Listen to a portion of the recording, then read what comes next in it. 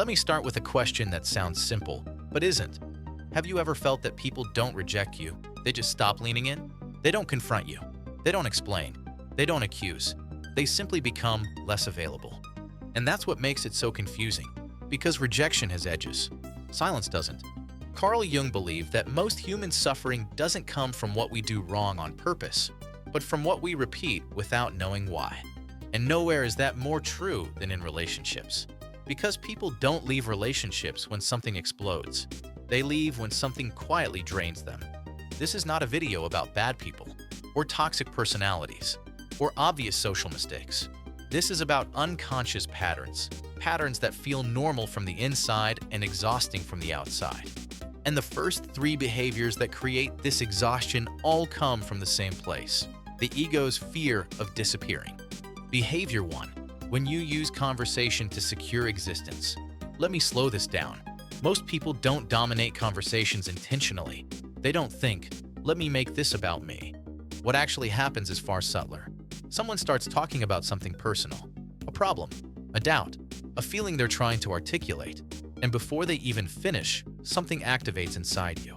Not a thought, a reflex, a memory of something similar you went through, a story that connects, an urge to respond quickly, and it feels innocent, even kind. But Jung would say this impulse isn't empathy, it's identity preservation.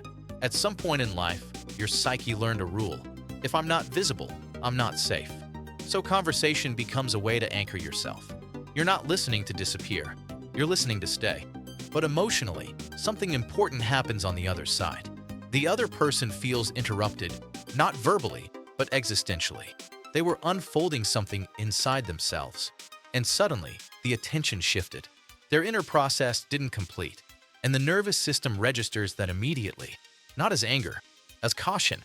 They start shortening stories, editing emotions, staying on the surface, and without realizing it, you become someone people talk around, not through. Here's the irony Jung would appreciate. The more you speak to confirm your existence, the less you exist in the inner world of others. Now stop here, not to judge yourself, but to notice. When someone is talking, do you feel comfortable staying silent, or do you feel a subtle anxiety rising? Because that anxiety is the real signal. Now here's the psychological bridge. When the ego occupies too much conversational space, it doesn't just redirect attention. It starts shaping the emotional climate. And that brings us to the second behavior. Behavior 2. When you lower the emotional ceiling of every room. Many people misunderstand this one. They think, I'm just realistic. I'm not naive. Someone has to be grounded. But Jung didn't see emotional realism that way. He believed the psyche needs movement, expansion, and possibility in order to stay alive. And when that movement is constantly shut down, the psyche contracts. This behavior usually doesn't sound harsh. It sounds like, yeah, but that's risky. Don't get too excited. Let's be realistic. That probably won't work. Each sentence alone is harmless, but together they create a pattern, a lowering of emotional altitude. Over time, people learn something unconsciously. With this person, I have to hold myself back. Now here's the uncomfortable truth. This behavior often comes from old disappointment. At some point, hope hurt. Optimism failed. Expectation led to pain. So the psyche adapted. If I keep things low, I stay safe. That strategy might protect you, but it drains others. Because every time someone feels enthusiasm shrink around you, their nervous system associates you with contraction, not with truth, with limitation. And the unconscious avoids limitation. That's why people don't argue with you. They don't challenge you. They don't say, you're too negative. They simply stop bringing their excitement to you. Ask yourself this carefully. Do people share dreams with you, or only updates? And now something subtle but crucial happens. When emotional energy feels restricted, people become more self-conscious, more careful, and that creates the perfect conditions for the third behavior to emerge.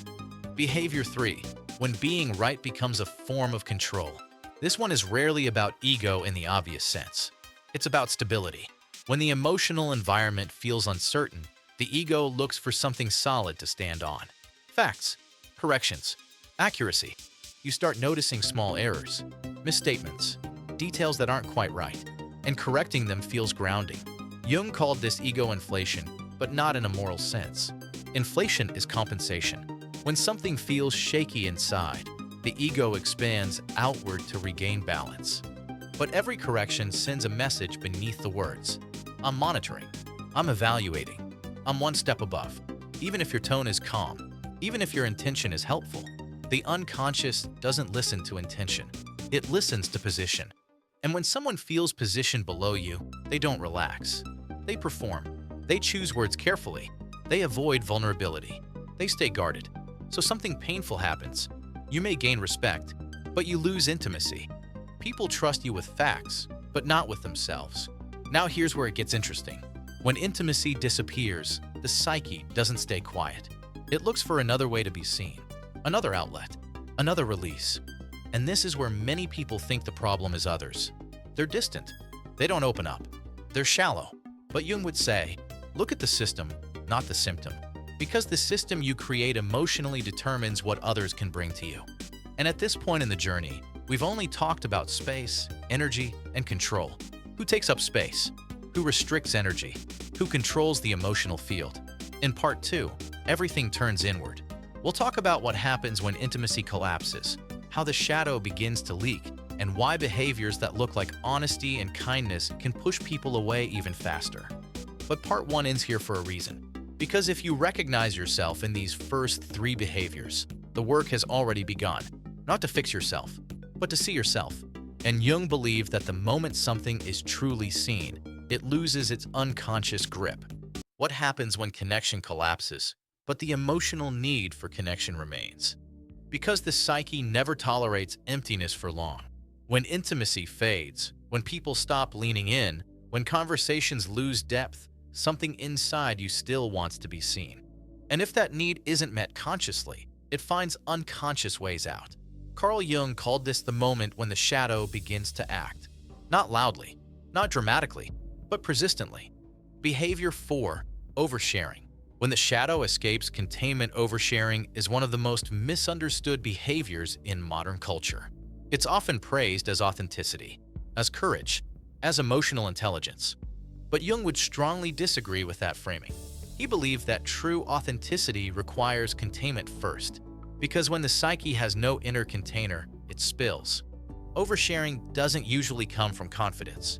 It comes from pressure, an internal buildup of unprocessed emotion. You don't choose the moment to share, the moment chooses you. Suddenly, a casual conversation turns heavy. A light interaction becomes confessional. People are pulled into your inner world without preparation. And notice what happens to the other person. They don't feel closer. They feel responsible.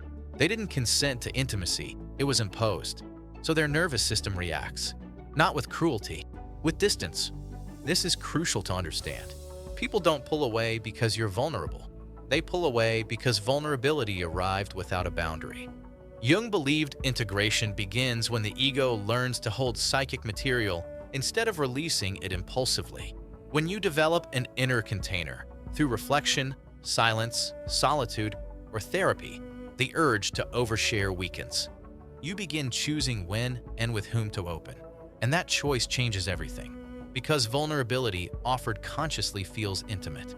Vulnerability dumped unconsciously feels invasive. Now notice the transition. When oversharing becomes a pattern, it often carries an unspoken message beneath it, a subtle positioning. And that brings us to the 5th behavior. Behavior 5, quiet superiority and the mechanism of projection. This behavior is dangerous precisely because it looks kind. You don't criticize directly. You advise. You help. You show concern. But something about it feels off. Your help wasn't requested. Your advice arrives too quickly. Your concern carries judgment. Jung called this projection. Projection happens when parts of yourself remain unresolved. Insecurity, fear, confusion, uncertainty. Instead of meeting these qualities internally, the psyche tries to correct them externally, in others. So you offer guidance, correction, perspective, but unconsciously, you're positioning yourself above. Not dramatically, just enough.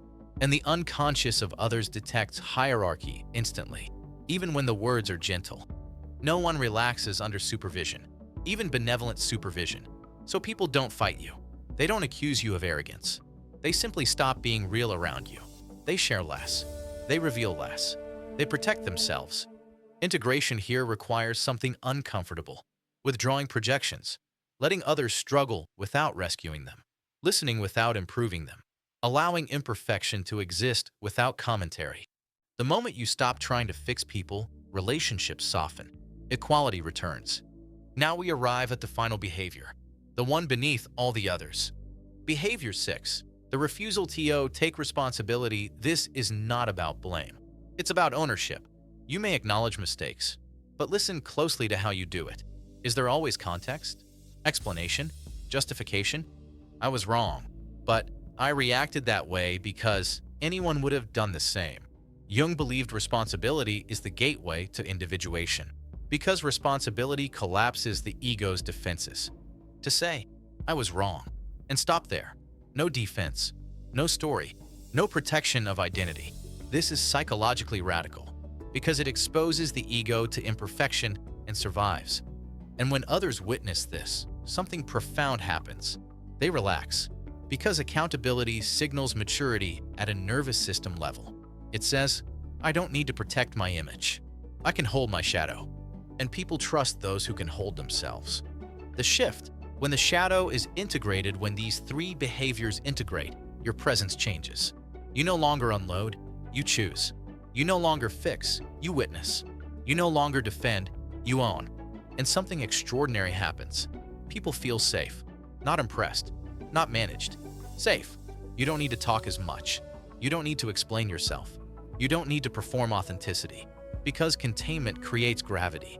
Jung called this individuation, not becoming better, becoming whole.